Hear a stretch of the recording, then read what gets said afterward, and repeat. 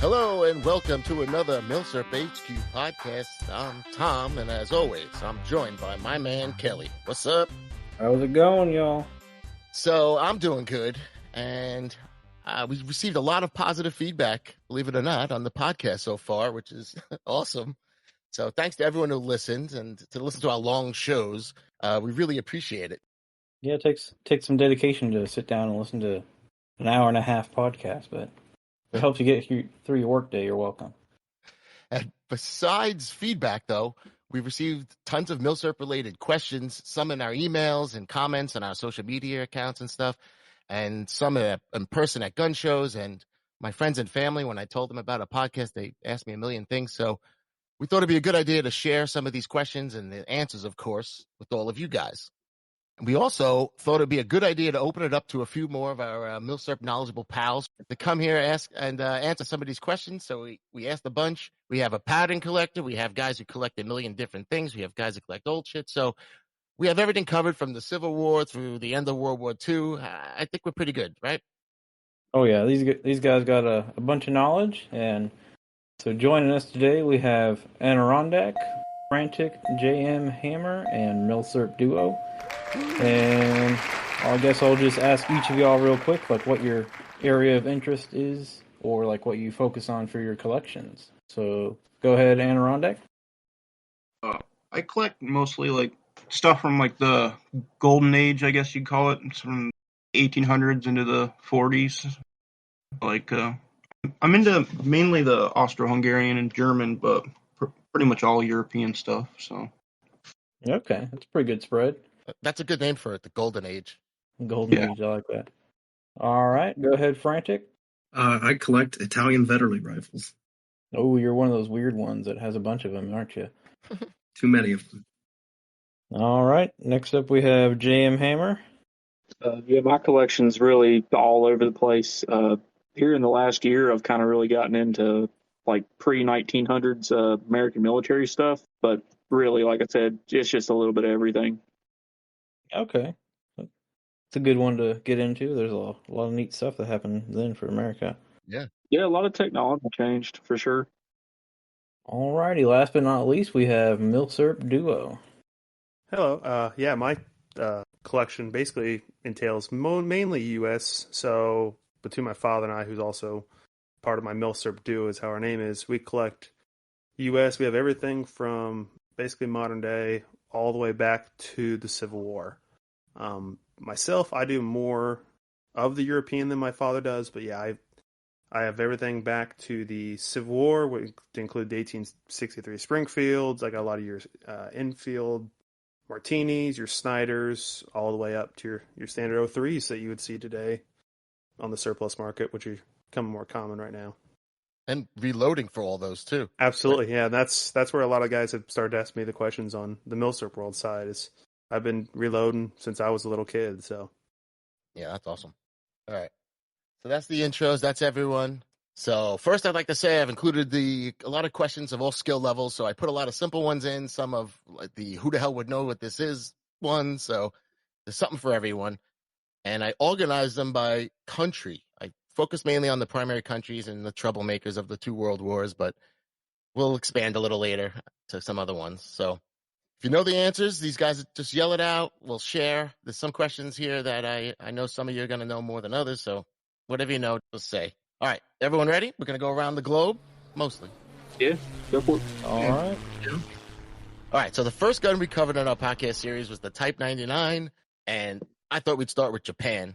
So the first one we got here is, I was looking at an Arisaka Type 99 for sale and was wondering, what is that little box that looks like a button on the stock underneath near the top band?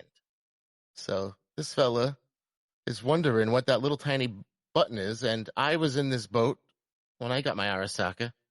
I know what that one is just because I have one. Yeah, I'm the same way. And Yeah, you could say it. You can say what it is. We're just telling this guy. So that little button is the retainer for the cleaning rod. You push that, and then you can pull out your cleaning rod. And isn't there a gun that the band release is also the cleaning rod release? There's one because this button is only the cleaning rod retainer, which is weird. Yeah, there's some that use it as like a two-part thing. Actually, that's a Type 38, isn't it? Yeah. That's right. I took one apart just last week and threw it on the channel. That's how you take out the cleaning rod and the front barrel band. I think once we'll get over that when we get over into other countries, but I think the Model 91 Mauser pattern is also based that way, where the front band Right, that's is what I'm with the thinking. spring. Yep. The cleaning rod retainer thing actually disappeared not too long into the Japanese Type 99 transitions, and I have one that it has a box there, but it's not a button. It's just a box to hold the hole, not wood, metal. It's just not a button. And then later on, they just got rid of it completely with the new front band. So, all right, next question here. Why do some Arasakas have a C-shaped hook on the back of the bolt, and others have a decorative round piece? Was this something they changed early in production? So that's actually a completely different rifle. Oh, yeah. So that would be, so if you're looking at the one with the back where it has the hook, that is actually the Type 30 Arasaka in 6.5 Jap.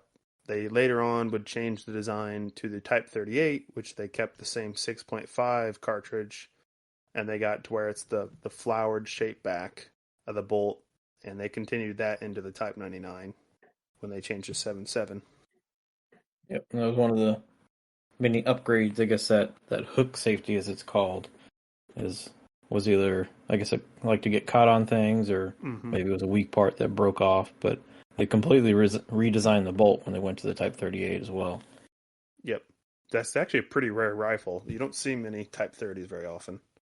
And then also the new safety piece was supposed to be a gas shield as well, which made it better. So as much as the hook is cool, it's not as practical. All right, got a couple more Japan here. The next one I spoke to Conrad here personally, so I'll just tell you what he said. It seems the Japanese had a lot of Type 38s around during World War II. Were there any official Type 38 variants adopted by the Army in 7.7, or a substantial amount converted for troops? So the short answer is no. I talked to Conrad. They used a lot of 38s to test the 7.7 round and to develop it, and all they realized was they needed a different rifle, so they didn't bother. Even when they needed other rifles, seems that they made those transitions in last ditches before they decided to convert 38s. Yeah, I know those. They have there. You can find like those super early trials guns of 38s actually in 7.7, but you do not see them that often at all. Right, like Danny from MILSURP World just recently grabbed one. All right, I saw a Type 99 Arasaka listed in 30-06. Is that a bubba or a real thing? Didn't China do that? Well, the South Koreans being helped by the U.S. This is another one I talked to Conrad about, I believe, and they converted the rifles to 30-06 and gave him a boatload of ammo. Oh, yeah. I think the one you're thinking of, Hammer, is the one Danny just actually got, which is an 8mm. Yeah, the Chinese did some in 8mm. Since they had a ton of different 8mm rifles and ammo. All right, there's one more here on Japan. It's just an interesting one because this is a very detailed one here. The guy wrote, but he said, my friend and I both have a 33rd series Type 99 made at Toyo Kogyo, but mine has a wooden butt plate, no AA provisions, but a normal looking sight and a single screw rear sling. But my buddy's one has a metal butt plate, AA sight adapters, but missing the arms, and 2 screws in the back sling. There's only a 45,000 difference in serials. He's around 52K, I'm around 97. So are these both correct? So wait, I wrote the book down. The Japanese Type 99 Arasaka book by Don Voigt has all this info in there. And you could just go you just put the series and whatever, and they're both correct. In the middle of that series, they changed everything. That's pretty crazy. So they both have the same series rifle. So that's why when you see them for sale, 33rd series Type 99, I mean, it could be any of them. Yeah, you really got to, I guess, look up the chart at least to see what it should or should not have.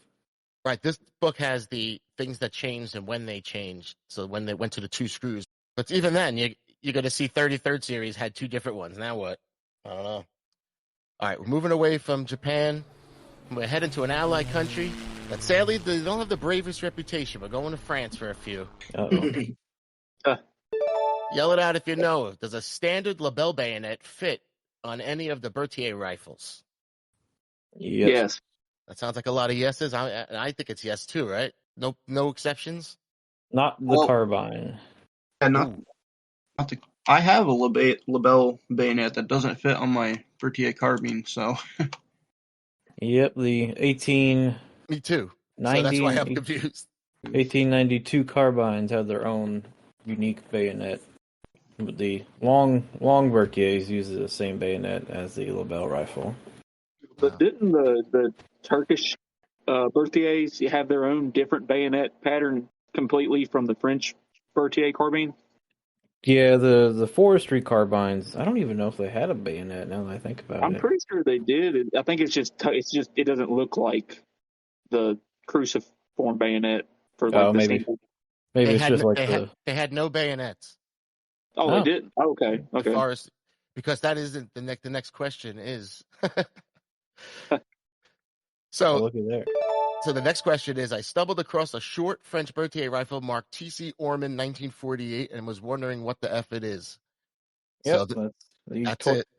Turkish forestry carbine, which those are kind of neat. They didn't want people to be able to steal rifles that they had ammo for, so they got really weird rifles for their forestry police that Wow. only they had ammo for. And is it still MILSURP? Let's steal from MILSURP Worlds last week. Is it still? definitely. Yeah, Oh, right. absolutely. I say so, yeah. Yeah, for sure. I mean, it was a military service rifle, just cut down. All right. I don't mind the cut. All right, another French one here. Did Lebel design a pistol too? I saw a Lebel revolver in quotes for sale and think that it would be awesome to have the rifle and pistol. Parentheses, although I don't have either. Huh. So I was confused. I didn't know. And there is what's called a Lebel revolver. Does anyone Yes, know it? since I Yeah. recently got one, go ahead. Oh, you know it? You have it? I recently got one, but the Lebel revolver is a misnomer.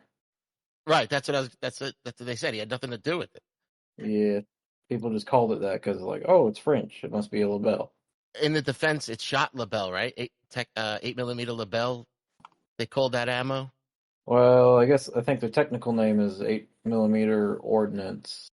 Oh, okay. 8 by 27, small. Yeah, So yeah, the model 1892 revolver and 8 millimeter ordnance Lebel stuff is called a Lebel revolver. He didn't really design it, so yeah, and the modern ammo made by Fiocchi is called 8 millimeter Lebel revolver. So if you're looking for ammo, you still gotta use the wrong name.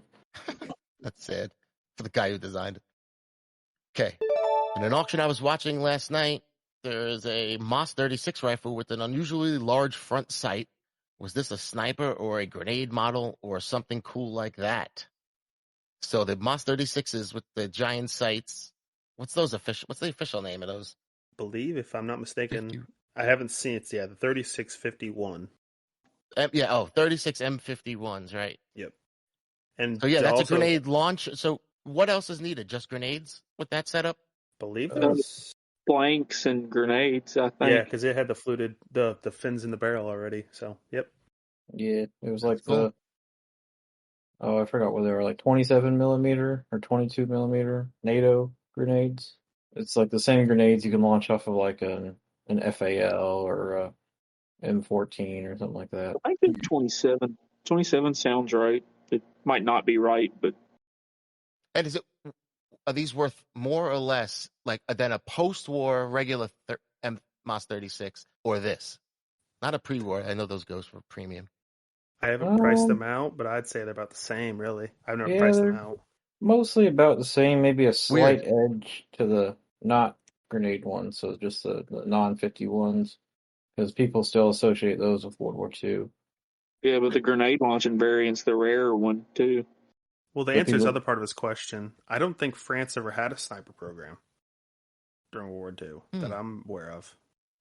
yeah, Come to think of it, I don't remember a sniper Moss Yeah. 36, a sniper anything. there was a sniper Lebel that, I mean, it existed, but that's about as far as it got.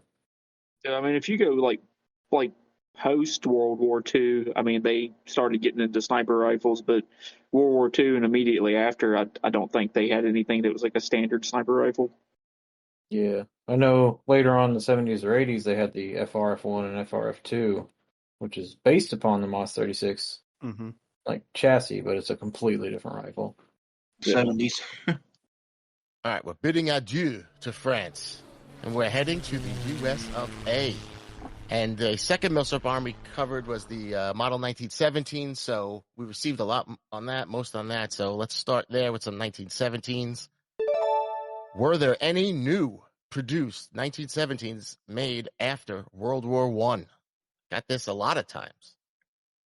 Very shortly into 1919, they voted 1903 or 1917. What are we doing? We know what won. Yeah, I think probably didn't. I think they stopped in like March of 1919 or something like that. And I looked, double checked. I didn't see if it was they were just pieced together from what was already made, or they were. I think that's what it was. It was just part. Yeah, pretty much. I think. I don't know. I don't know the official time when they killed the contract. But they told them to stop making new ones. Definitely after 1919, there's no newly produced 1917s, unfortunately.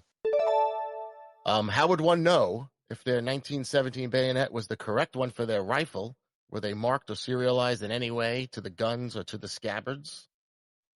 And this is another sad one, because I found no way to know exactly. Not that I'm aware of. The couple I have, I don't see any markings, or they have the manufacturer markings, but no serial markings or anything, and nothing to the scabbards. Yeah, I found a forum where a guy was trying to track like the manufacturers. Maybe they got shipped only to certain. No, he dead end. Couldn't figure it out. Mine has a unit mark on it, but that's I think from Lend-Lease in World War II, and it has like green paint on both the bayonet and the scabbard. I don't know if that means anything. So maybe you can know where it was the second time around. Yeah, I think from what I've seen, it was Australia. All right. Are there any preferred or special bullet grain or diameter bullet grain or diameter or powder specifications when reloading for the 1917, like what I've been reading about reloading for the M1 Garand? No. Not really. Send it? Yeah, the 1917 has a pretty strong action, so. Yeah, I would agree with that on that. You can shoot hot loads, but when you're shooting a gun that old Y, probably stick with the 175 grain. That's a nice tried and true. All right, we're off the 17. We're on to some M1s here. The M1 Garand. I'm going to say Garand. I know it's Garand. Please. I don't want. Wait, let's do that right now. You guys are all, when you just talk about it, is it the Garand or the Garand? What do you guys say? Garand. Uh-oh. He's a Garand. Uh-oh. I go back Garand as well. I mean, his name was Garand. That's how we pronounce his name. Right, but just the gun, not the guy. Yeah, but I mean, if you're going to name the gun after the guy, it should be Garand. All right. So we're almost split down the middle here. I'm going to say that. All right. Is my GAW marked M1 Garand one of the rare stock stamps? And this was an easy checkup here. Guys should just Google because it's actually the most common. So yeah, that's the George Woody one. He replaced my favorite is the Colonel Earl McFarlane. He has the EM with the little C and the F. That's a good stamp. All right, there's one here. 8 is such a silly amount to have for a magazine size. Why didn't the U.S. go with 10 or more? So that comes back to what MILSURP Duo said before. I feel like 8 is already kind of pushing it for an unblocked clip. Well, they had 10 in 276. Right, because there was only so much room between the bottom of the magazine and bowl, I guess. There's no way they were happy about that. Trials where they put BAR mags on them, though. I'm pretty sure I've read that were trial rifles where they were trying to put BAR mags on them. So I mean, that's 20 rounds. Yeah, they did do that. Yeah, I saw a picture of it. But yeah, I've got a book that talks about it. It was supposed to be 10, but then the U.S. is like, no, we want to simplify our ammo usage. Yeah. Well, I think it's multiple. Yeah, you have that. You also have. You don't want to completely redesign the rifle because if you wanted to get more, you would Yeah. have to turn it completely redo the bottom metal, where you would had to have turned into towards like the 1917, where it's got the hump bottom. So you would have completely redesigned the bottom metal. They kind of wanted to save ammo. We're still kind of in that mindset. Oh, we kind of have to limit what we give our soldiers ammo wise. So I can see why the BAR magazine didn't work out, but they kind of had to find the middle ground point with the 8 rounds that they were going to end up going with. It would have been cool though. Oh, absolutely. I think, if I'm not mistaken, there's one of those trial rifles is at display at the Springfield Armory Museum there in Massachusetts, if I'm not mistaken. Wow. Okay, here's one here. This is for our pal lock bars. Why do people care about lock bars on the M1s? Is it just a rarity thing? No, technically that's World War II, correct? Technically. What? No. Yeah. But why do they care? Oh, because it's the wartime years. Yeah, if they want to have a wartime looking gun, they usually want to have the lock bar sights. That's what I've always anticipated or put lock bars towards is Both like period correct, basically. yeah.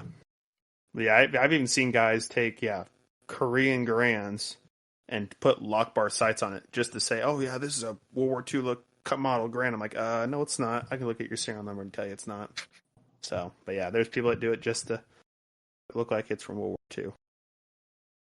No. The scammers are out there? Yeah, absolutely. Especially if you're going to sell it on Gunbroker. Yeah, right. All right. Now, the M1 carbines. Did Springfield Armory make any receivers, parts, barrels, or anything related to the M1 carbines? And they were around. They were busy. Not that I'm aware the of. M1 Garands. And I could find zero help besides I saw that some point they gave some machinery things or something to the carbine area. But that's what I could see is, they would have gave some tooling, but they were just trying to knock out Garands as much as they could. And on the M1, we hear so much about Garand. We hear about Garand nonstop, but who designed the M1 carbines? And this guy is the guy who was talking about this. I think Danny was. He's a convicted bootlegger. So that was Cadillac Williams. I think it was Williams. Carbine Cadillac Williams. Yeah, he worked for Winchester, didn't he? He was a convicted felon in prison and designed actually the gas and recoil system. But also, Ed Browning, John Browning's brother, started it and died, and he took over. So it's a weird connection with this whole world. So Ed Browning was working at Winchester, started it. He died. Marshall came out of jail, said, "Give me that," and they knew how good he was. There's a whole good story on it. They rushed it and still got selected. Kind of a cool fact for everybody listening: the carbine, and it's kind of not really MILSURP related. The carbine is actually the same recoil system as your Mini 14 of today. Whoa. Well, yeah, everyone thinks it's Mini 14 for the M14, but they're really not the same system. Yep. Yeah, the M14 is a completely different system from the Garand, from the carbine. They're all pretty much different. Besides the carbine and the Mini 14 are the same. All right, here's a famous 1903 Springfield question. I had to put it in here. But what are the 1903s recommended to avoid because they will blow up? And I'll say right off the bat, I don't think they're going to blow up. No. None of them. Oh, I would agree with you 100%. I don't believe that but either. It's on CMP's website. They have these numbers are on the website, what to avoid. Just saying. So It's like sub 800,000. Right, yeah.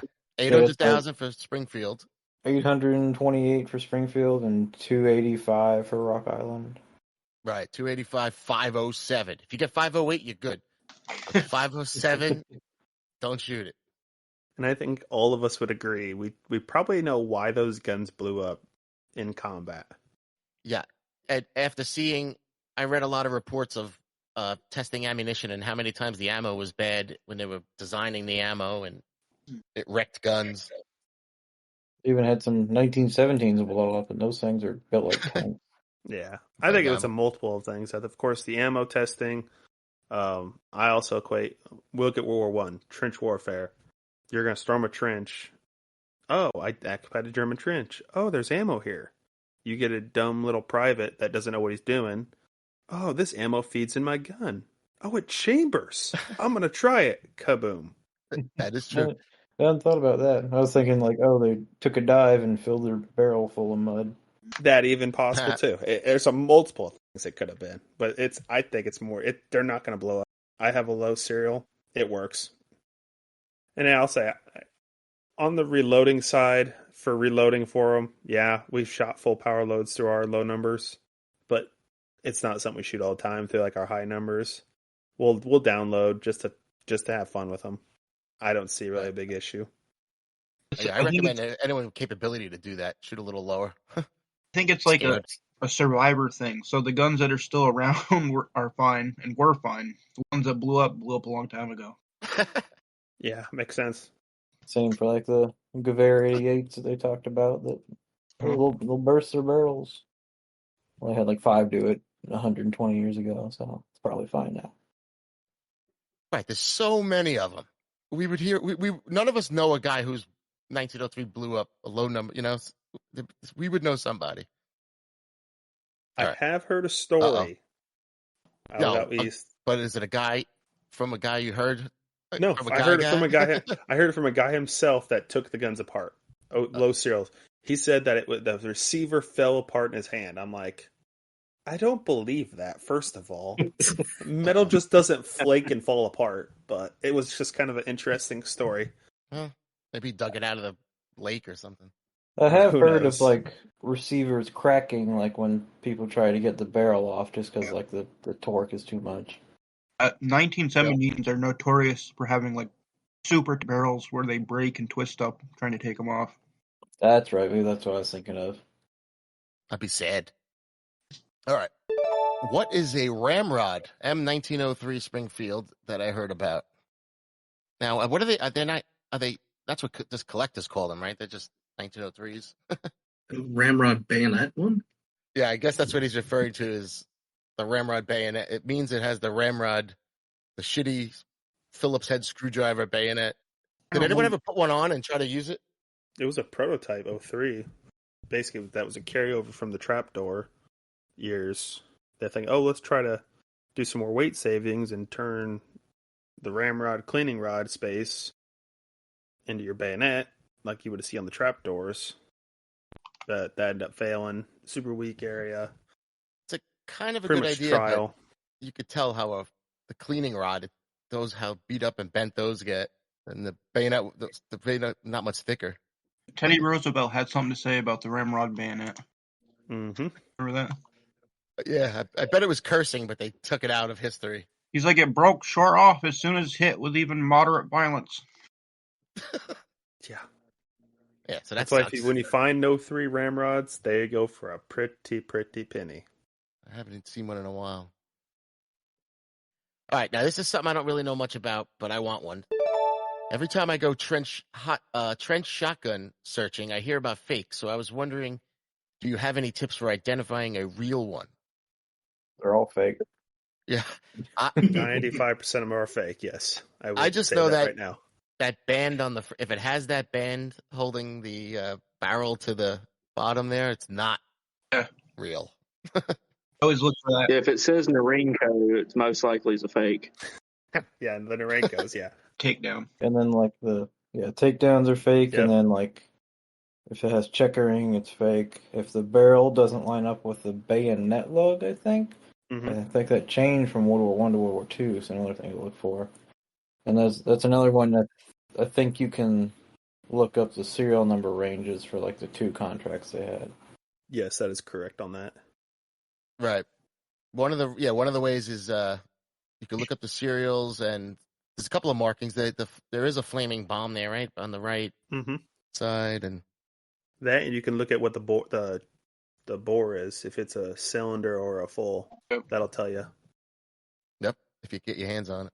Also, the front sight, if you can measure it, it's exactly a half inch from the end of the barrel. And a lot of times I don't get that right. So, ooh, that's a good one. All right. It is time now for Evil Germany. I expected more of the Evil Germany questions, but I only got a handful here. starting with what year did the Germans first start using the eagle with swastika marks on their K98s? And I just checked my book. I see 1938 is when it started. So there are K98Ks that are earlier that still have the imperial marks. I think mine does. Yeah, mine's a 1939 and it has both. Yeah, I was about to say. A lot of times you'll see the 38s and 39s. You'll see both on them still. That's great. Okay, next. What's the deal with these double-dated Gewehr 98s I keep seeing? So I'm assuming they mean 1920 stamps on top. Anyone have one of these? I know we have a couple of guys in the Discord that have 40 of them, but My buddy has one. I don't have one. I'm trying to buy one off my buddy. But that is actually after World War One during the treaty, I think of Versailles. I get all the treaties confused. But they had it in there that Germany had to basically disband their army down to a certain rifles, certain amount of tanks, so on and so forth. So for the army, they restamped them with 1920 to said these were the new property of the new army for the German military. So. All right, this one I looked up here. I'll just say it quick here. I recently picked up a 1912 German Danzig Kar 98AZ, or I put here if you say Kar 98A, and was told it was rare, but I see Danzig so often. How rare is it? I cannot find solid production numbers. So I just looked up the production numbers, and the Erfurts they have a big lead. 85% were Erfurt. That's crazy. So he has a Danzig. That's the second most, though. They made about 14%, 315,000. So I've been looking for one. That's why I don't want to get an Erfurt. They're just too damn common. 85%. So there's Danzigs, then there's Ambergs. There's 37,000 of those, and then Spandau made 12,000. So good luck with that. 0.5%. All right. They asked me, do I know anything about pistols? I don't. So you guys know. Do you know anything about pistols? I've been looking for a normal German Luger and came across one called a Kriegsmarine Luger that went for an insane amount of money, but it didn't seem that different from a regular Luger. Is it just a serial range thing? How rare are they? What should I expect to pay for a standard Luger? If I want wartime years, will I pay more? Lastly, should I bother looking at RTI ones? Thanks, and keep creaking out the shows, blah, blah, blah. I guess yes to all. Yeah. So Kriegsmarine, it's by serial, right? That's the only way they know. It's the same exact gun. Well, does he mean Kriegsmarine or Kriegs model? It says Kriegsmarine Luger. I think you're talking about the Krieghoff. I think that's what he's meaning. Oh, all right. Yeah. Was it expensive? Oh, a lot of the Kriegoffs do go for a lot. I will say that. Yeah, if you're looking for a regular one, skip that. All right, so how much for a standard? Well, it depends on competition, really. Yeah, for like a decent one, start at 1,200 minimum. Yeah, I mean, if you want like a refinished, reblued one, you can sometimes find them around 1,000. And then what about wartime years? Depends on what war you want.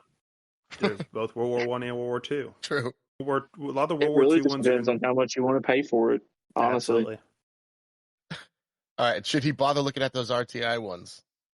No. No, not at all. If you're lazy. Yeah, definitely no. Oh, that's yeah, those things, they've seen like 4 refinishes, no matching parts, and they're also beat to hell. Yeah, if he hates money, then yes, but I think we'd all agree. If you can spend $1,500 right now and find one that's got probably 80% original finish, matching magazine, probably let's say a 1942 dated gun, we'd probably all spend $1,500 on them right now, would we? Yeah, it's it's the price issue for sure. Then yeah. Because if they said $500, you go, they wouldn't keep them in stock. They'd sell out constantly. I mean, they sell out anyway, but that's a different story. Okay. Why do you Mauser people like to shit on the Gewehr 88 commission rifle? I must have shit on it somewhere. I don't know who's doing that. I love mine. Wow, Tom. I shit on it. You know why? I say it's not a Mauser. So that was my only complaint. Well, he had the 89 ready to go, and they went with this crap. Yep. I bet he was pissed about that. Yeah, he was Yeah. pretty salty. Like when And they I, took his idea and they let him make the sights on the yeah, 71. they like borrowed some of his ideas and they're like, okay, thanks, we're not going to use your design. Okay, enough of the Krauts over here. So let's go over to the big boot, the Italians. So we covered a Carcano in our last episode. I think that starts, first one's a Carcano. Kelly and I covered this, I think, on the podcast, but let's see. How can I tell if my Carcano was cut down from a long rifle or was originally a short one? And I assume they mean the TSs. Doesn't it want to have the rear sight from the long rifle? Yes, Yeah. that'd be correct. Yeah. And the early TSs had a whole different nose cap and bayonet lug, and they first had the sideways ones and all that. So, but also the fair tourney marks that you see, which have the year nicely in the middle. I like that. It says fair tourney, and then it says like 26 right in the middle. Those are usually the Italian conversion marks. But look for the sights. That's the main thing to look for. Okay, my local store has a Carcano long gun on their wall, but it appears to have a flat rear sight like Mausers have, and a split down the middle 2-piece stock, and I was wondering if any Carcanos came like this, and if it's the real deal. A Type I? That's what that sounds like, That's right? gotta be a Sounds top like- eye. Yeah. That should be in the Japanese section. Or is Yes. it Italian? So is it Italian or Japanese MILSURP? Well, he thought it was Italian. Yeah, right. What is it? So the Italians made it for the Japanese. It's Japanese MILSURP. Yeah, it's Japanese Navy military surplus. Yep. So yeah, the Type I is just a Carcano, like a standard Carcano action, jammed into a cool Type 38 style gun. All right, I got a few here, Frantic. This is all you. This first one here, is it the Vetterli 1870-87 15 or the 1870-87 16? I'm pretty sure officially it's the 15, but I know in Italy a lot of people refer to it as 16 there. But 15 is what's generally accepted as correct. That's what I seen the whole time. I seen 15 until I just started seeing. I have a couple of Italian books that I did full Italian, and it said 16 in there first time I saw it. Yeah, I've seen that too, and then yeah, you'll see people from Italy refer to it as that. But I think in like the one major the book about the Vetterli, he does note that it is referred to as the 16 and some other references, but All right, they're both right. yeah. All right. I saw photos of what looked like Chinese troops using Italian Vetterli rifles. Was I seeing things? I need to find that photo because I've been looking for photos of Chinese troops with them. But yes, they did ship, I think it was like 400,000 Vetterlis in 10.4 to China for the warlords. I heard it was the whole crazy warlord era. They shipped them, I think they labeled the boxes of like Japanese toys or something to get them in. Interesting. And it worked.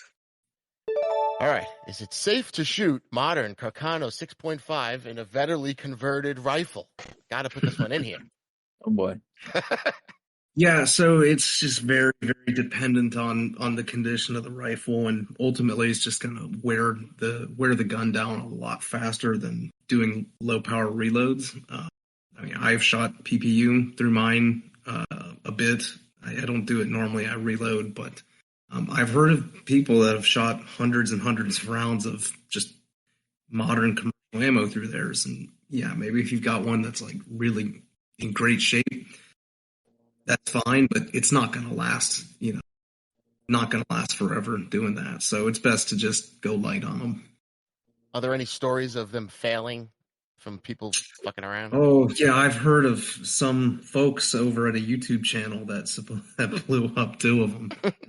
So that was with reloads, actually. They were doing their own reloads, not PPU. So how would you say the gas mitigation is on it?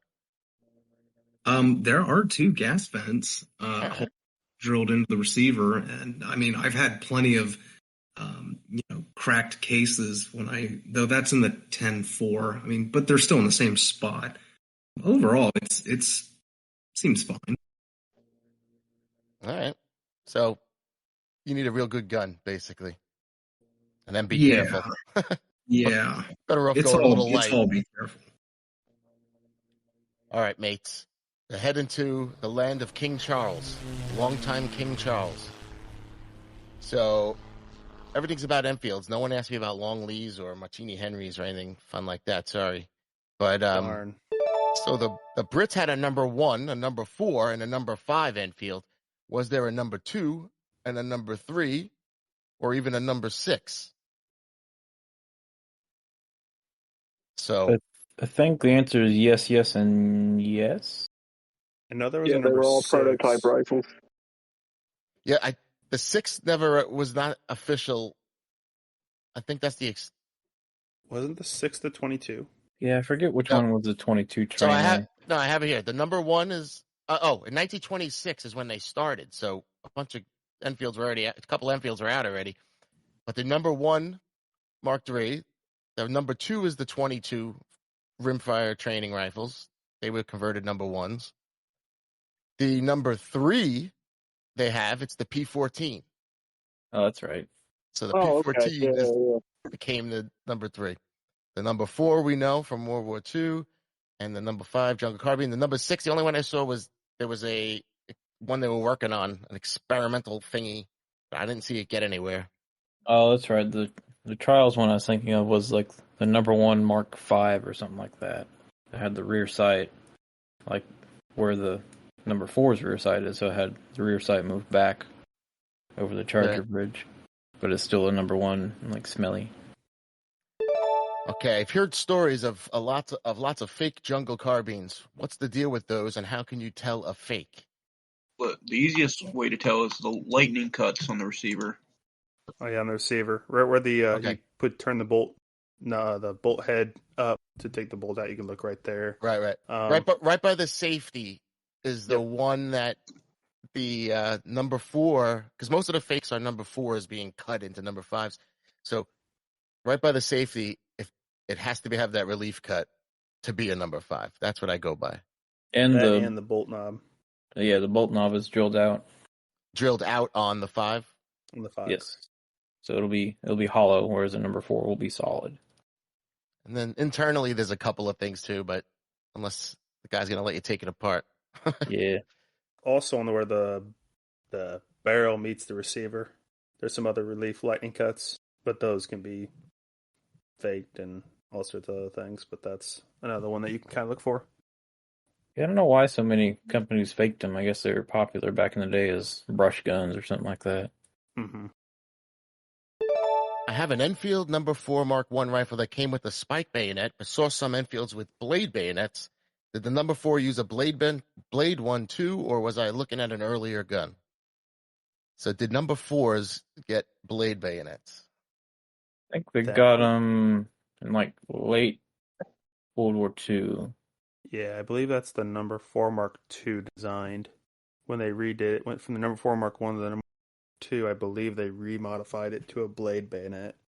They both fit, but I think it's a number 9 blade or some crazy high number. It's a number 4 spike, but it's a number 9. And a lot of them you see on the market are just in immaculate condition because they just never saw any action. But I'd say more. There's more spikes than blades, right? Because it seems absolutely. That way. Right. Oh, yeah. Absolutely. Okay, here's one. Is rim jam a real thing with Enfields? I haven't experienced it, and no one I know has. So is it a myth? No, Ooh. that is not a myth. Yeah, no, it's very real. It's I don't know if pretty I'd call real. it If you a get myth. it bad, you ain't getting it unstuck fairly quick. Now, rim jam to be bad, like just getting it to where it doesn't feed and you can hit it once and it fix that. But there's cases, right, where it gets stuck and it gets really jammed in there. I've had it where it's ruined my whole day shooting. Yeah, there you go. Sorry, so it's a real thing to you. Absolutely.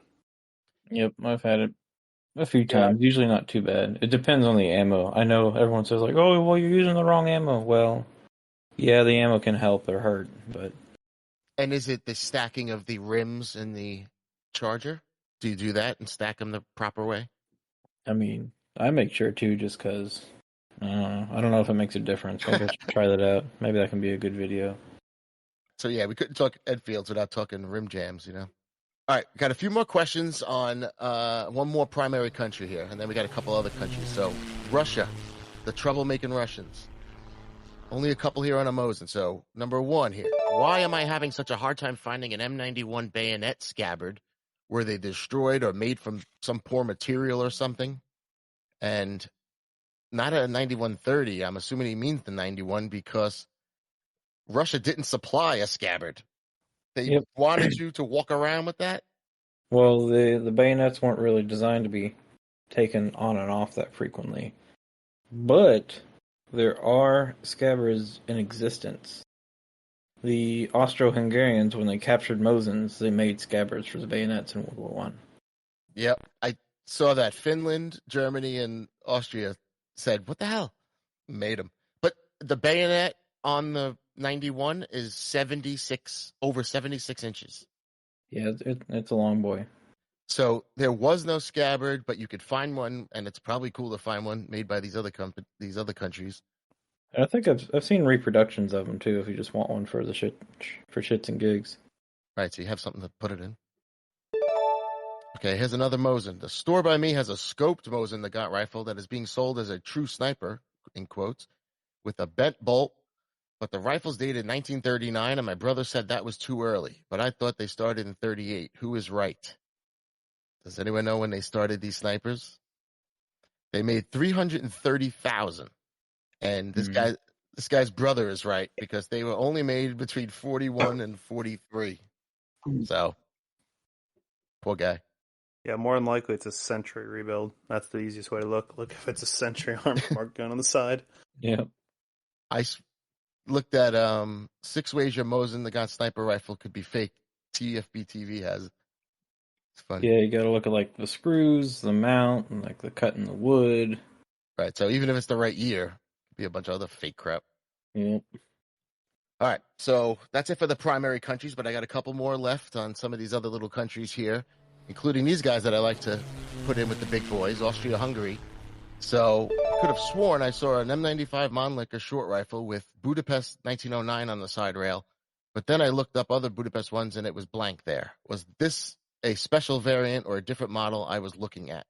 And this guy mentioned my gun because, oh no, mine's Stein 1909. But the Bulgarian contract guns had that date, right? Yep. Bulgarians, only the Bulgarian contracts had that date on the rail, the date of manufacture, which is real cool. I've been seeing some M95 Mannlicher short rifles with the front sight hood and was wondering if these were originally on all M95 long rifles too, and they are just mostly all missing nowadays, or if it was just on specific models or what. I've never seen a sight hood on an M95. I know. I've seen pictures of it. I saw one go on Gunbroker. I don't think anybody knew how rare it was because it only went for like $400. I think, wasn't it just the Bulgarians that put those on?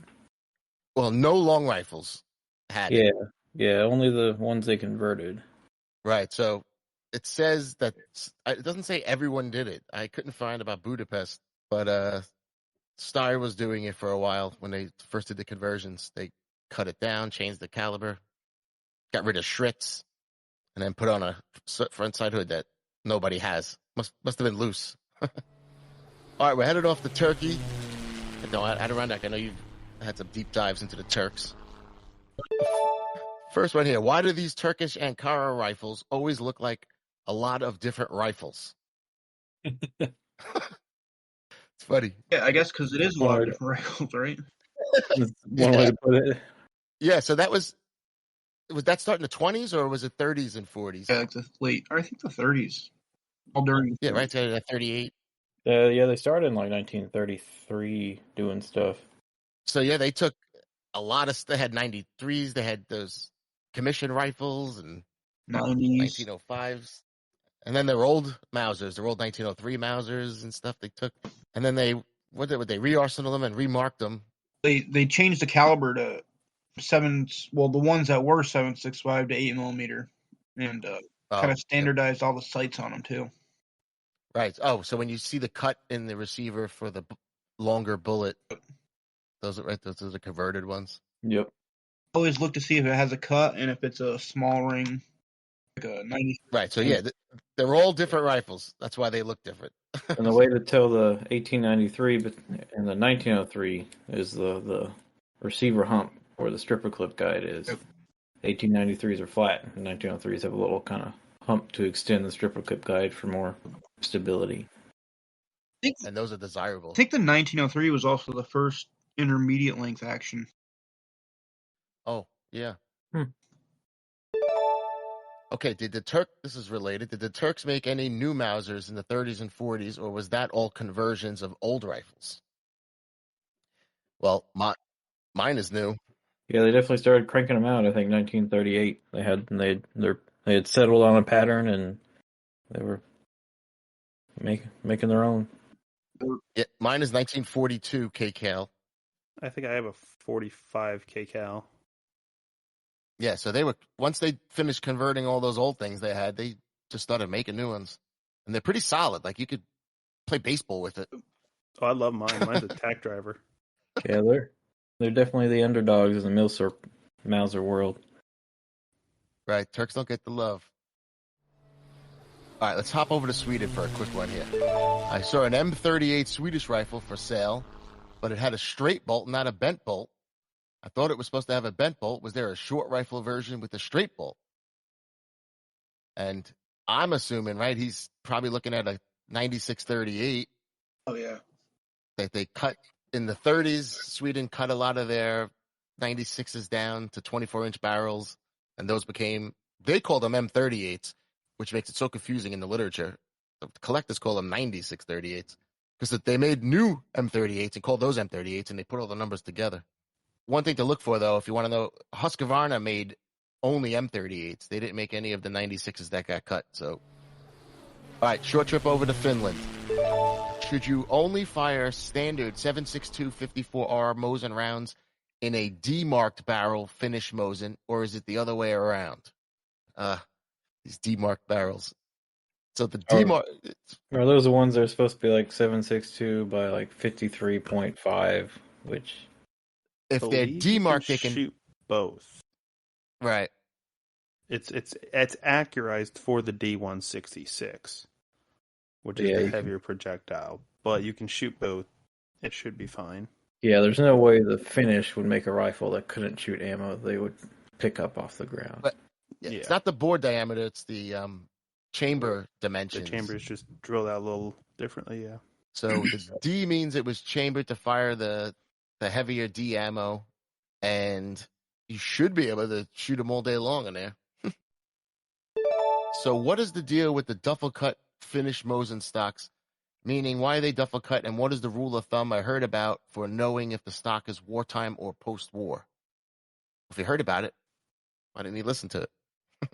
Just kidding. Well, that's how the stocks were designed from the Finns. They designed them all that way. So most duffel cuts were the GIs, right, sending them back. They had to cut them a certain length to fit in the crate or whatever. These duffel cuts have nothing to do with that. Yeah, these aren't duffel cuts per se. They're just spliced stocks. And the rule of thumb that I heard was rounded splices is wartime, right? And squared off is post-war. Correct. There's also I think intermediate would have been like the point. Yeah, like the triangle. Oh, yeah. Wait, that's in the war too, though, right? Well, like that's late war, post-war. Yeah. Or was that pre-war? That might be pre-war. I can't remember. I always recommend if anybody wants to know. I always go for rounded. Rounded 88 has a great video on it. So yeah, rounded is definitely wartime or pre-war. All right, that's it for the country questions. You all did a great job. So that means it's time now for some trivia. So today I whipped up a little game where each question has only 2 possible answers. You'll have a nice 50-50 shot at getting them right. You'll work together as a team. I have faith in you guys. You can just shout out the answers that you know. We'll go with a consensus or something. I've got confidence here, so don't let me down. The categories are more or less, earlier or later, and true or false. And the answers are those things. So easy peasy. You ready? All right. Here we go. This is earlier or later. The first Japanese Nambu pistol, the Type A, was completed in 1892. Or was it earlier or later? Well, it definitely was earlier or later. I want to say later. Because the Type 26 was like 1893. Yeah, I want to say it was like 1906, 1909. I think it was Something like 04. that. That's what I was 04? thinking. Yeah, that might be right. You're all Yeah, so I'm leading thinking later. nice and later. Oh, 1902. So yeah, the Type B, the baby number was next in 07. And in 26, they had that Type 14, the cheaper one. But yeah, later. Very nice. True or false? By the end of all production, the Swiss made more K11 carbines than they made actual 1911 long rifles. I'm gonna say false. I'm going to say true. I think Ooh. it's true as well. And I'm just saying that because I feel like I never see 1911 long rifles. Ooh. Most of the 11s you see are 96 converted to the 11 pattern. They're normally 96 11s, but yeah, normally I'm seeing more K11 carbines. Let's see. It is true there are more K11 carbines. Total made 184,000 versus 130. And that was probably one of the first countries that did that, I would think. All right, we got more or less. Between 1915 and 1917, Winchester 1895s, chambered in 7.62 by 54 millimeter R, were manufactured for the Air Force and police units of the Russian Empire. And they made approximately 94,000, more or less. So how many in 3 years or 2-3 years, these cool Winchesters? I just feel like it's less because you don't see any of them, but that's, You I'm never not going see off it. that. Yeah, I know. yeah, I Maybe feel like- like it's less. It'd be like 75,000 or something. 60,000. They're leaning less. More. Oh, 294,000. where'd they all go? I guess it's Russia, so that makes sense. 70% of all made went there. Oh, they went to Finland and Baltic states, and they just went all around. Oh, well. They got to be out there somewhere. All right, earlier or later.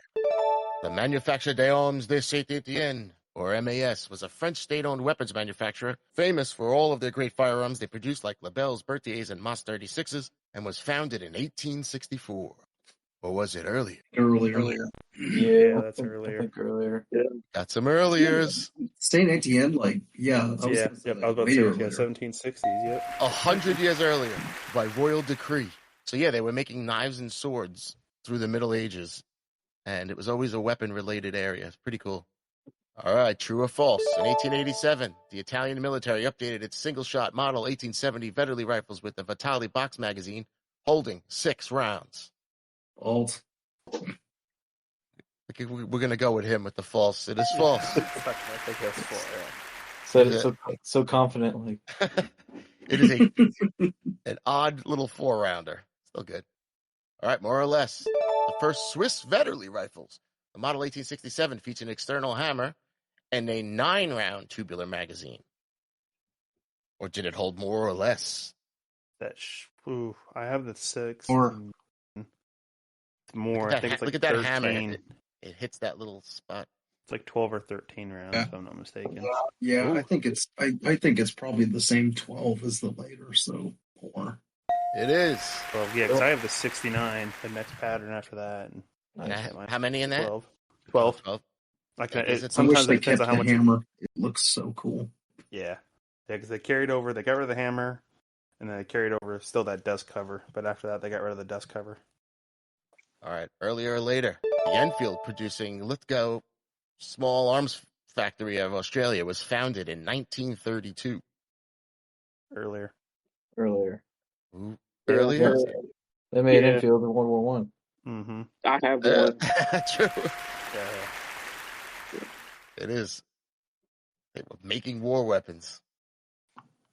True or false? The first official carbine version of the M1891 Mosin Nagant was the M38.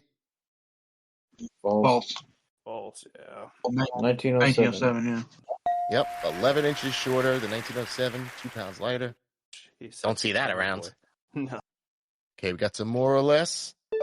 U.S. firearm author and researcher Bruce Canfield estimates that there were about 88,100 gas trap M1 Garand rifles made.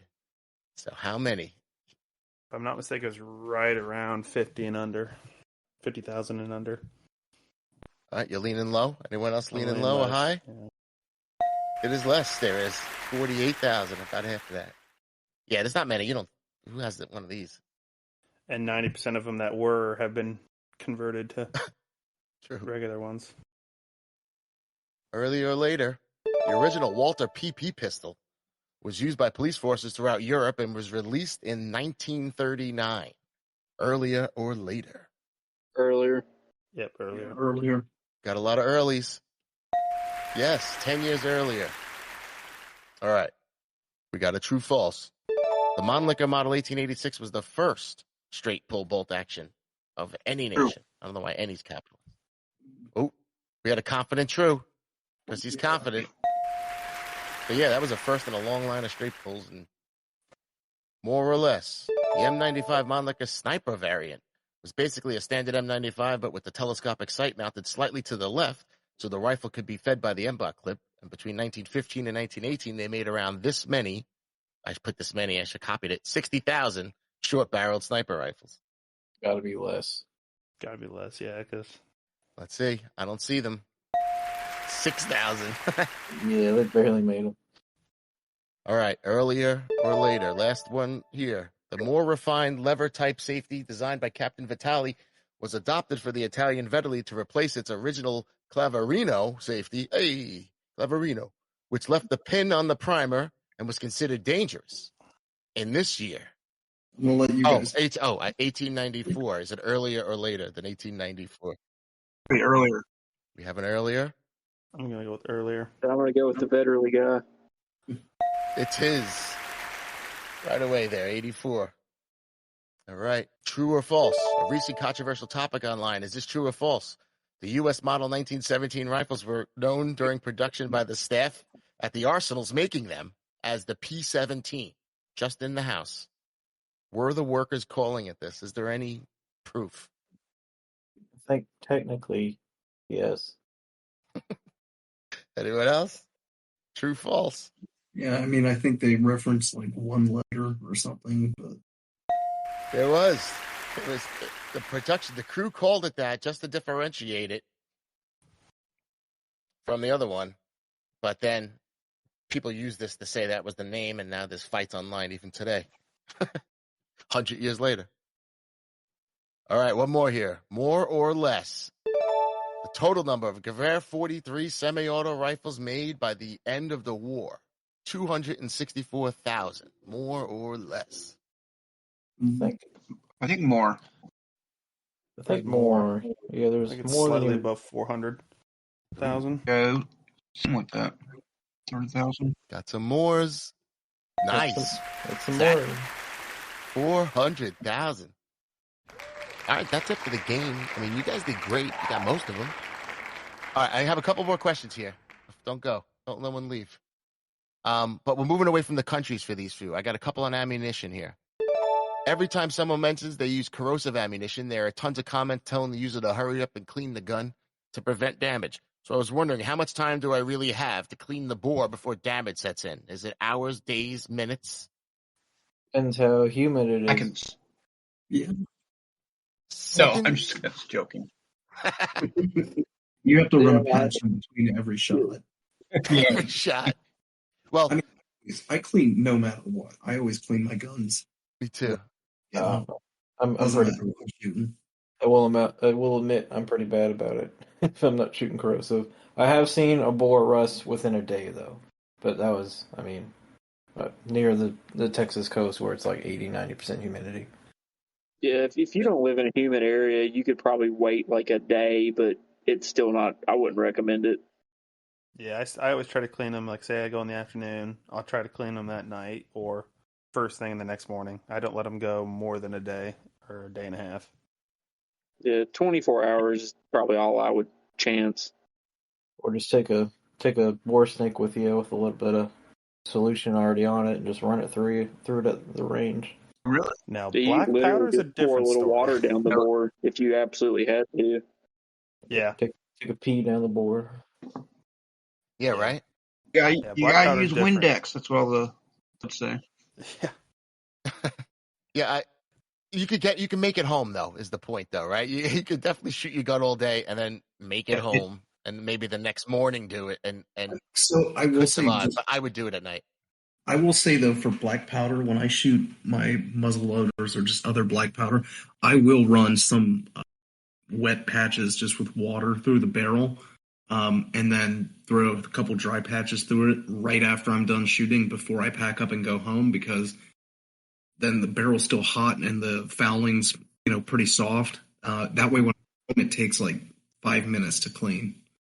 Yeah, I agree with you 100% on that. That's how I do it when I'm shooting my martinis and my Snyders and all that. I'll clean the bore somewhat good, run some hot water down the bore. That's a great idea. It's sometimes I'm too lazy to go, I have the shit over there. I got to take it out. Just pack it up. Black powder is totally different than corrosive ammo, though. Black powder will start corroding immediately. Oh, yeah. Versus corrosive ammo, it does take a little while. Yeah. And does the corrosive in the black powders affect other parts of it, just the barrel, or is it the chamber area and everything? Clean everything. It tends to get to everything, because those types of guns, right? Flintlocks and cap locks, you get lots of fouling that goes everywhere. Mm-hmm. Yeah, I've got several different cap and ball revolvers, and I have to take the trigger work apart and everything and clean down in it. Because, I mean, just you shoot it just one cylinder, full cylinder, and you have to take the whole lockwork apart just to clean it. Yep. Yeah. That's one of the things that's a little frustrating about it. It's like every time you shoot it, you have to do an entire disassembly. Mm-hmm. I've heard of one guy that clean them, they will break. I know from experience. I've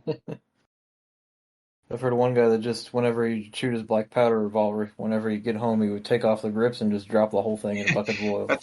Yeah, no, I do something real similar to that. I use awesome. Ballistol and water and just put the whole thing right in there. Hey, Dawn does detergent and a big old bucket of water. Yep. All right, so we're a bunch of cleaners. We're not waiting too long to clean the guns. All right, so here's one. I recently watched a bloke with some machine fire treating his brass before reloading, and wondering, is that something I should be doing? I just got into reloading, never seen that before. What exactly does this process do? And we actually have someone on the show that probably was the video you saw. He probably did see my Because I watched you do this. He probably did. That is what's called annealing your brass. What that does is that hardens and softens over time. Basically allows you to form the brass to your chamber better.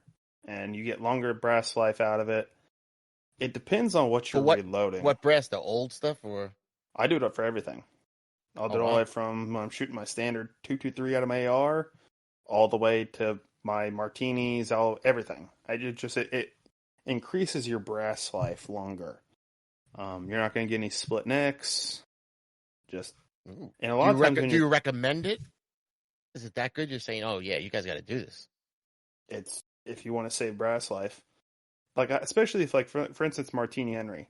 I'm taking 24 gauge brass holes and turning it into martini when I'm spending almost anywhere from $2.50 per piece of brass.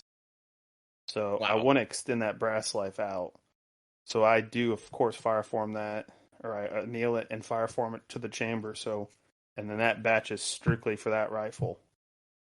I do it on a lot of my other stuff, like I even do it like my 6.5 Japs. Is it an expensive thing to get into, though? The machine I have is like literally like a little hand torch.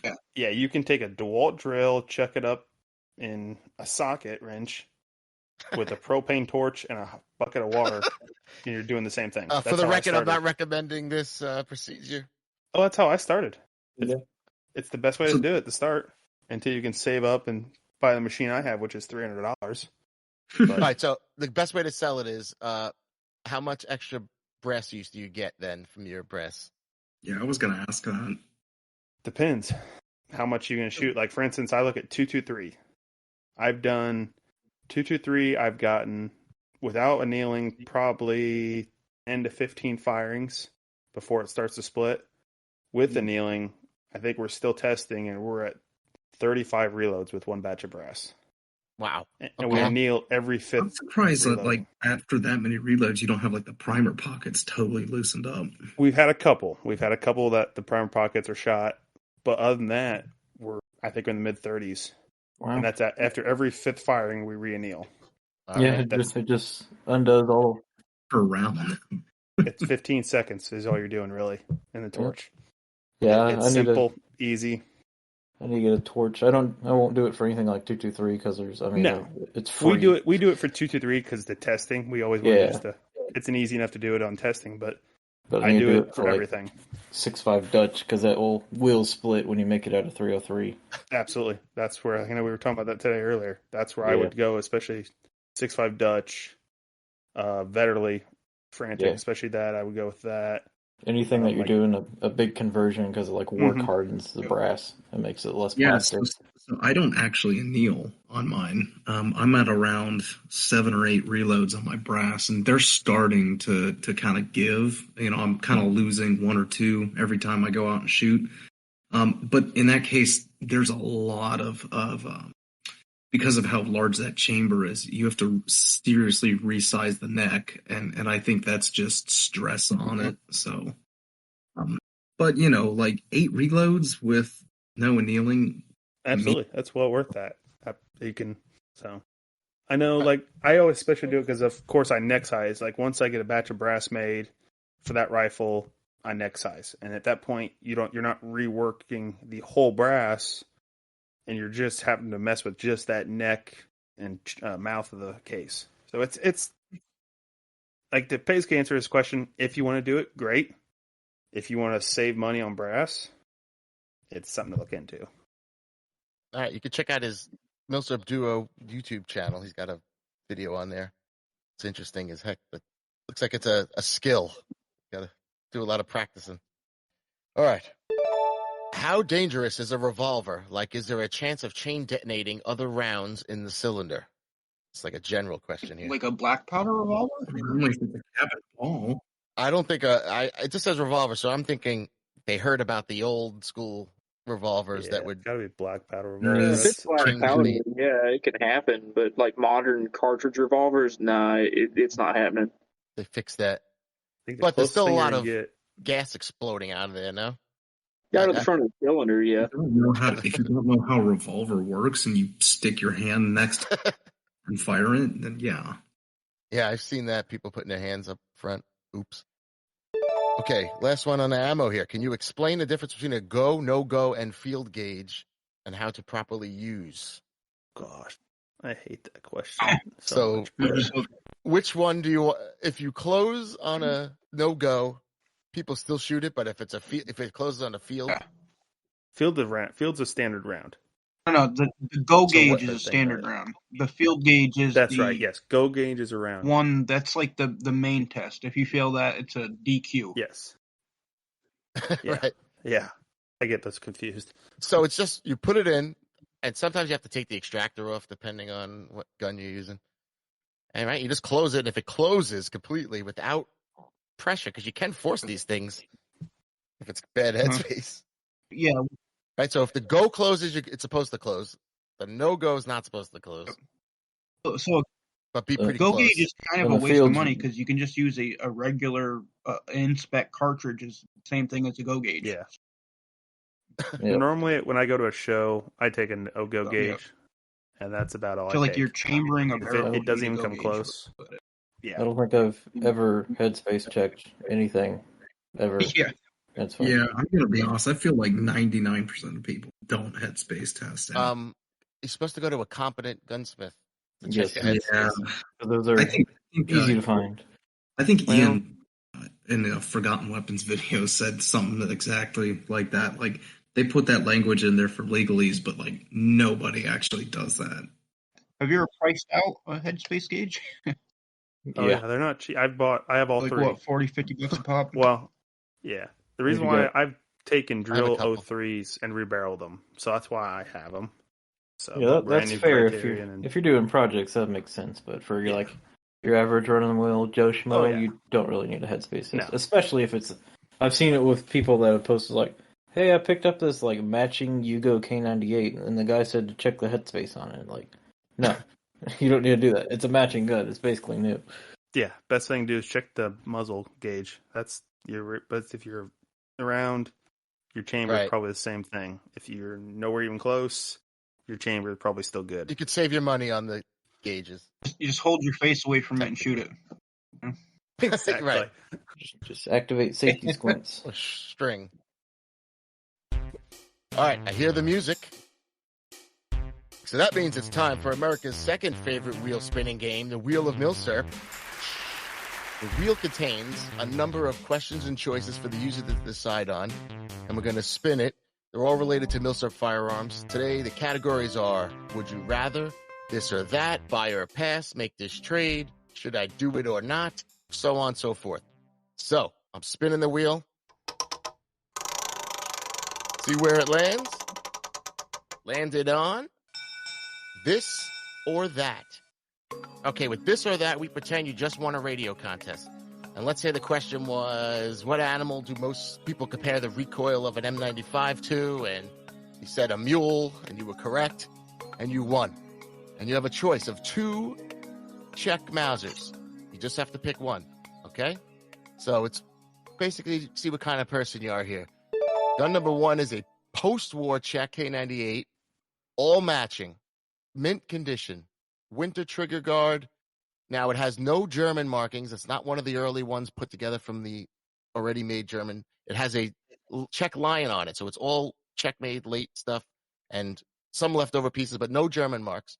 But mint condition, beautiful, late 40s, immaculate stock, perfect bore. You're not even sure it's been issued, okay? A one-word description would be beautiful. So that's that. Now, prize number 2 you could choose is just a Do 42 mismatch K98. Just a standard K98. It's a mismatch from the war year, though. Bolt doesn't match the receiver, but the bolt matches itself. The receiver matches the stock and all the rest of the parts, but the bolt doesn't match the receiver, the main thing. Now, the bore is okay. Some weak rifling. The crown is worn. Dirty and beat up stock. No major cracks. A few little tiny little chips and dents. It's not refinished. Bluing, I would say, is under 50%. And the markings are all worn, but they're visible. My one-word description would be, eh. So which would you choose? The wartime mismatch or the post-war beauty? Mismatch, definitely. Ooh. Yeah, definitely mismatch. Mismatch. Wow, no love for the post-war It's Czechs. not part of history like the war I is. was going to say post-war Czech. So that's right away saying condition and matching and all that stuff does take second fiddle. And even if it's a mismatch, doesn't bother you? Nah. How about it being really beat up? Maybe the bore is barely any rifling. That doesn't bother you? Character. All right. Yeah, I mean, I'm just going to feel less bad about shooting it. Most people aren't buying 98Ks because they're accurate. True. All right, now let's say, just for the sake of argument, you can only buy one, and the post-war Czech is $450, and the other 242 is $1,100. Would you spend that much for a mismatch? Kill me. I'm going to buy the check. Yeah, I'd check all day probably for that. lean for the cheaper one. They'll shoot the same. I'm gonna spend. So we found the limit there. It's like, yeah, I want that historical. Oh, it's too much. That's it. Let's go over the other one. Fuck it. Yeah, if I'm gonna spend that amount, I'll be on something else. Yeah, for sure. All right, so that settles it there. We're all pretty much picking that wartime used mismatch. It's got a lot of character, and there's a story there somewhere. Yeah, the other one might have no story at all. All right, we got one more thing here. These are the trilogies we got here. We call one the Will I Ruin It trilogy and the What's the Difference trilogy. So the Will I Ruin It trilogy is, I'll just tell you these 3 things, and you say if it ruins the value of the gun. We have, if I sharpen my bayonet, well, I guess that's not a gun. If I sharpen my bayonet, will I ruin it? If I re-blue my Royal Tiger M95 rifle, will I ruin it? And if I drill and tap my VZ24 and put a modern scope on there, will I ruin it? Do any of them ruin it? Yes. Yeah. All 3, yeah. Yeah, do all 3 ruin it or not? I think all 3 do. I'd say the least ruining is the M95, just because, I mean, they're probably in piss poor condition anyway. Yeah, I mean, Right, RTI probably wire wheeled them, so it really doesn't That's a good matter. point. Yeah, it'd probably go that, the bayonet, then the drill and tap. Drill Right. and tap. You deserve what you get. Sharpening bayonets, I've seen it often. I could see that being part of the history too. You know, the soldier's like, all right, I need something sharp now. But the soldier's Yeah. not drilling and tapping. I see some bayonets that I think the Japanese sharpen their bayonets. Like I see some that they're just all of them are sharp, but then others like somebody did this in their poorly lit garage on their angle grinder. Yeah, the Japanese sharpened all their stuff. I've got a couple bayonets that are sharpened. So would you still ruin it if you sharpened one that was already sharpened? Still might be ruining it, At that point, how can you tell? especially if it looks sharpened. You probably won't do it right. Might be too shiny, and I don't know. All right. We got the What's the Difference trilogy here. Got 3 different things here. We got to say what's the difference. Very common things here. What is the difference between an M95, an M95-24, and an M95M? Well, the M95M is the 8mm conversion of the M95, or I'm sorry, 8x57 conversion. And the M95-24 is just a weird designation they gave the first M95Ms, right? Yeah, they're the exact same thing. They just changed the stamp, basically. Right, for the Greece and Bulgaria. Is that the ones? Something like that. And so the Yugoslavia put the M. So they're both just conversions of standard M95s. So there's really not much difference besides caliber. Well, right? they changed the barrels, and I think it's a different stock. And Oh, sights. jeez. And different magazine. All right, it's a completely different gun.